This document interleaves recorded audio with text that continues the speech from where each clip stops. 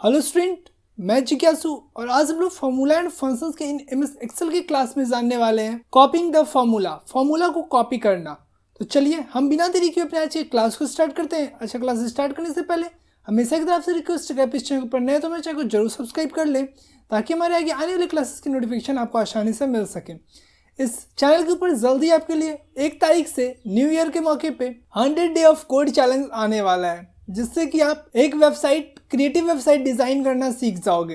तो मैं आशा करता हूं कि आप उस क्लास को भी ज़रूर ज्वाइन करोगे। तो चलिए हम आगे बढ़ते इस क्लास को स्टार्ट करते हैं। कॉपिंग अ फॉर्मूला हम स्टार्ट करते हैं। After calculating the total mark obtained by one student, जब हम लोग कैलकुलेट कर लेते हैं एक स्टूडेंट के जो मार्क्स ऑब्टेन्ड हुए, जो उतना वो मार्क पाया उतना जब हम कैलकुलेट कर लेते हैं, if you want to calculate total marks obtained by each student in the class, उसके बाद आपको ज़रूरत पड़ती है कि आप प्रत्येक स्टूडेंट के मार्क्स को कैलकुलेट करो, जितने भी उसमें स्टूडेंट हैं आपके क्लास के अंदर। ये तो काफ़ी डिफ़िकल्ट टास्क हो जाएगा ना, प्रत्येक के लिए फॉर्मूला एंटर करना या प्रत्येक के लिए सेल्स रेफरेंस का यूज़ करना बहुत मुश्किल काम है। मान लीजिए आपकी क्लास में 100-200 बच्चे हैं, उस वक्त आप क्या कीजिएगा? तो आप ये बार बार नहीं कर सकते हो। You don't have repeat formula for each, आपको प्रत्येक के लिए फॉर्मूला रिपीट करने की ज़रूरत नहीं है। There is option to copy the same formula to all, यहाँ पे एक ऑप्शन आपके लिए मिलता है जहाँ पे आप सेम फॉर्मूला को सबके ऊपर अप्लाई कर सकते हो। तो चलिए हम सबसे पहले देख लेते हैं उन स्टेप्स को। तो पहला है step to copy and paste the formula. हम लोग कॉपी एंड पेस्ट करना सीखते हैं फॉर्मूला को। Click the cell from where you want to insert the formula, आपको उस सेल के ऊपर क्लिक करना है जहां से आप फॉर्मूला को कॉपी करना चाहते हो। आपको उस सेल के ऊपर क्लिक करना है जहां पे से आप फॉर्मूला को कॉपी करना चाहते हो। जिस सेल का फॉर्मूला कॉपी करना चाहते हो आपको उस सेल के ऊपर क्लिक करना है। Click the copy button from clipboard और शॉर्टकट मेन्यू, आपके जब जैसे उसके ऊपर क्लिक करोगे तो आपके सामने एक शॉर्टकट मेन्यू भी खुलेगा, और नहीं तो आपको क्लिपबोर्ड का भी एक ऑप्शन मिलता है होम टैब के अंदर। आप उसके में एक आपको कॉपी बटन देखने को मिलता है, आप उसके ऊपर क्लिक करो और वो आपका फॉर्मूला कॉपी हो जाएगा। Now the click on the cell where the formula to be copied, आपको उस सेल पे क्लिक करना है जहाँ की आप उस फॉर्मूला को रखना चाहते हो, कॉपी करके रखना चाहते हो। Click the paste button from clipboard और शॉर्टकट मेन्यू, आपके सामने फिर से वही शॉर्टकट मेन्यू भी खुलेगा या फिर आपके पास क्लिपबोर्ड का ही ऑप्शन होगा जिसकी मदद से आप पेस्ट बटन क्लिक कर दो और आपका फॉर्मूला हो जाएगा वहाँ पे पेस्ट। तो चलिए हम सबसे पहले इस चीज़ को प्रैक्टिकल करके देख लेते हैं कि ये सच में होता है या नहीं। उसके बाद हम लोग एक और स्टेप है जिसको हम जानेंगे, ये हमारा दूसरा अनदर मेथड है जिसका हम लोग यूज़ करेंगे। तो ये अभी हम आ चुके हैं वापस अपने एक्सेल के ऊपर। यहाँ पे मैंने पिछले क्लास में आपको 1, 2, 3 और ये 4, मैंने आपको ये 4 बनाकर दिखलाए थे। अभी मैंने आपको क्या कहा, मेरा जो पहला स्टेप क्या कहता है, उस सेल के ऊपर क्लिक कीजिए जहाँ से आप फॉर्मूला को कॉपी करना चाहते हैं। इसमें मैंने क्या फॉर्मूला लिखा था, इसको और इसको ऐड करने के लिए मुझे बारी बारी से इन सब के लिए वही करना है। तो मैं इस फॉर्मूला के जिसमें मैंने फॉर्मूला लिखा था मैं वहाँ क्लिक करता हूँ। ये देखिए आपको यहाँ फॉर्मूला दिख रहा है। अब आपको क्या करना है, यहाँ कॉपी के बटन पे क्लिक करना है। ये क्लिपबोर्ड है, इसके ऊपर आप क्लिक कर सकते हैं, नहीं तो आप यहाँ पे जब राइट क्लिक करोगे तो भी आपको यहाँ पे शॉर्टकट मेन्यू दिख जाते हैं कॉपी का। तो मैं यहाँ पे भी इस कॉपी का यूज़ करता हूँ। ये जैसे ही मैंने कॉपी का यूज़ किया, यहाँ पे देखिए डॉटेड लाइन यहाँ पे रोटेट करना स्टार्ट कर दिया। अब मैं यहाँ पे इसे पेस्ट करना चाहता हूँ, इस लाइन में आप कहीं भी इसे पेस्ट करना चाहते हो तो आप उस सेल पे आएँ। उस सेल पे आने के बाद आप यहाँ से इसे राइट क्लिक करें और यहाँ पे आपको पेस्ट ऑप्शन मिल जाता है, तो आप पेस्ट ऑप्शन का यूज़ कर सकते हैं, या फिर यहाँ पे आपको पेस्ट दिख जाता है, आप पेस्ट के ऊपर क्लिक करें। ये आपका कैलकुलेट हो गया, आपका आंसर आ गया। मैं चलिए एक और क्लिक करता हूँ।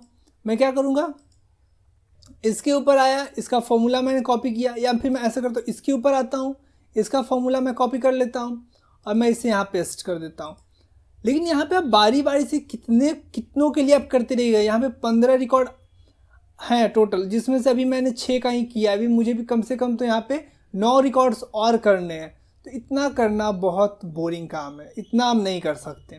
तो इसके लिए अब हम जो हमारा दूसरा तरीका है हम उसे सीखते हैं। तो चलिए अब हम वापस अपने क्लास की तरफ चलते हैं। A step to copy same formula in the range of cell. आप रेंज ऑफ सेल कहने का मतलब जैसे मैंने अभी 15 दिखलाया था, वैसे इसे रेंज ऑफ सेल कहते हैं, मतलब किस रेंज तक आप फॉर्मूला को कॉपी करना चाहते हो, सेम फॉर्मूला को, उसे हम लोग रेंज ऑफ सेल कहते हैं। तो अब हम इसका स्टेप जानते हैं। Click the cell contain the formula, आपको उस सेल के ऊपर क्लिक करना है जो फॉर्मूला को कंटेनिंग करता है, जिसके पास फॉर्मूला है। Click and drag the fill handle over the desire range of cell, आपको क्लिक करना है और ड्रैग करना है। वहाँ पे आपको एक फिल हैंडल आपको दिखेगा ओवर डिजायर, जहाँ तक आप जिस रेंज ऑफ सेल तक आप जाना चाहते हैं, अपने कैलकुलेशंस को दिखलाना चाहते हैं, अपने कैलकुलेट करना चाहते हैं, वहाँ तक आप उसे ड्रैग करिए। रिलीज माउस बटन, आपको माउस बटन को छोड़ना है। The result of formula will appear in the cell, उसके बाद आपको जो रिजल्ट है वो आपको दिख जाएगा सेल के अंदर। तो चलिए ये भी हम जब सीख ही लिए, जो हम इसे प्रैक्टिकल अब करके देख लेते हैं कि ये सच में फंक्शन करता है या केवल ये बोल बच्चन है। तो चलिए अब हम वापस एक्सेल पे चलते हैं। तो ये हम वापस एक्सेल पे आ चुके हैं, जहाँ पे हमने इसे छोड़ा था बिल्कुल वहीं पे। अब हम वापस क्या करते हैं, हमें क्या कहा गया, हमको जिस सेल का फॉर्मूला कॉपी करना है उस सेल के ऊपर आप आइए, यहाँ पे इस बटन को आप क्लिक कीजिए और इसे नीचे तक ड्रैग कर दीजिए। ड्रैग करने के बाद ये देखिए सारा कैलकुलेट आपको यहाँ पे दिख रहा है, ये सारे नंबर्स जो कैलकुलेट हो गए यहाँ पे आ चुके हैं। सेम फॉर्मूला नीचे रेपिकुलेट हो गया है, ये देख सकते हैं। जिसके ऊपर मैं जाऊँगा सबका आपको फॉर्मूला वहाँ दिख रहा होगा। ये भी आपको बारी बारी से करना पड़ता, लेकिन यहाँ मैंने क्या किया, केवल एक ड्रैग किया और मेरा सारा काम हो गया। मैं एक और Ctrl+Z कर लेता हूँ। ये हमारा सेल का रेंज है, 15 तक ये हमारा रेंज है। मैं इसे यहाँ से क्लिक किया और इस रेंज तक 15 तक मैंने इसे ड्रैग कर दिया, तो ये हो गया हमारा रेंज। तो इस तरह से आप ड्रैग करके भी अपने फॉर्मूला को आगे तक लिख सकते हो।